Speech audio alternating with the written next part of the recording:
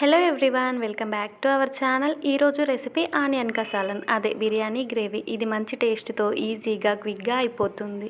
ఇది non veg బిర్యానీలోకైనా, veg బిర్యానీలోకైనా, plain రైస్లోకైనా చాలా బాగుంటుంది. ఒకసారి ట్రై చేస్తే మళ్ళీ మళ్ళీ తినాలనిపించేలా ఉంటుంది. లేట్ చేయకుండా వీడియోలోకి వెళ్ళే ముందు వీడియో ఎండ్ వరకు చూసి నచ్చితే లైక్ చేయండి. ఫస్ట్ టైం చూస్తున్న వాళ్ళు సబ్స్క్రైబ్ చేసుకోండి. ముందుగా స్టవ్ పై కడాయి పెట్టి అందులోకి 3 టేబుల్ స్పూన్ల పల్లీలను వేసి దోరగా వేయించుకోవాలి. తర్వాత 1 టీ స్పూన్ ధనియాలు, 1/2 టీ స్పూన్ జీలకర్ర, 1 టేబుల్ స్పూన్ వరకు సన్నగా కట్ చేసిన ఎండు కొబ్బరి ముక్కలు, 1 టేబుల్ స్పూన్ నువ్వులు, 1 టేబుల్ స్పూన్ గసగసాలు వేసి నువ్వులు చిటపటలాడే వరకు ఫ్రై చేసుకోవాలి. ఇవి లో ఫ్లేమ్లో మంచిగా ఫ్రై అయ్యేంత వరకు ఫ్రై చేసుకొని తర్వాత ఒక చిన్న ఉల్లిపాయని కట్ చేసుకొని వేసుకోవాలి. ఉల్లిపాయ మెత్తగా అయ్యేంత వరకు ఒక 2-3 మినిట్స్ వరకు ఫ్రై చేసుకోవాలి. ఇవన్నీ బాగా ఫ్రై అయిన తర్వాత స్టవ్ ఆఫ్ చేసి ఒక ప్లేట్లోకి తీసుకోవాలి. ఇవి పూర్తిగా చల్లారనివ్వాలి. ఇవి పూర్తిగా చల్లారిన తర్వాత ఒక మిక్సీ జార్లోకి వేసుకొని ఫస్ట్ పౌడర్ లాగా మిక్సీ పట్టుకోవాలి. తర్వాత అవసరానికి తగ్గట్టు కొద్దిగా వాటర్ వేసుకొని మెత్తని పేస్ట్ లాగా మిక్సీ చేయాలి. ముందే వాటర్ వేస్తే పేస్ట్ మెత్తగా రాదు. దీన్ని పక్కన పెట్టి స్టవ్ పై కడాయి పెట్టుకోవాలి. అందులోకి 2-3 టేబుల్ స్పూన్ల వరకు ఆయిల్ వేసుకోవాలి. ఇందులోకి ఆయిల్ ఎక్కువగానే పడుతుంది.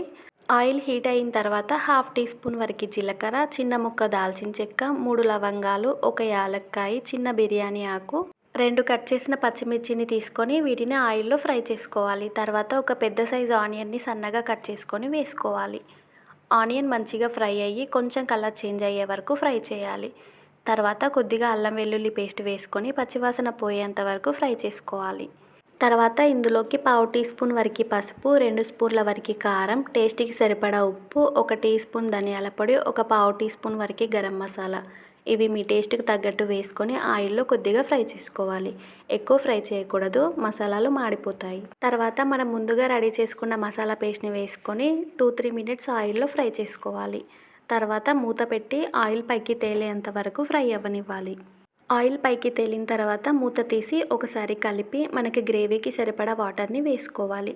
సాల్ట్ సరిపోయిందో లేదో చెక్ చేసుకొని సరిపోకపోతే కొద్దిగా వేసుకొని ఈ గ్రేవీని మంచిగా కలుపుకోవాలి. తర్వాత మూత పెట్టి మీడియం ఫ్లేమ్లో 10-15 మినిట్స్ వరకు ఉడికించుకోవాలి.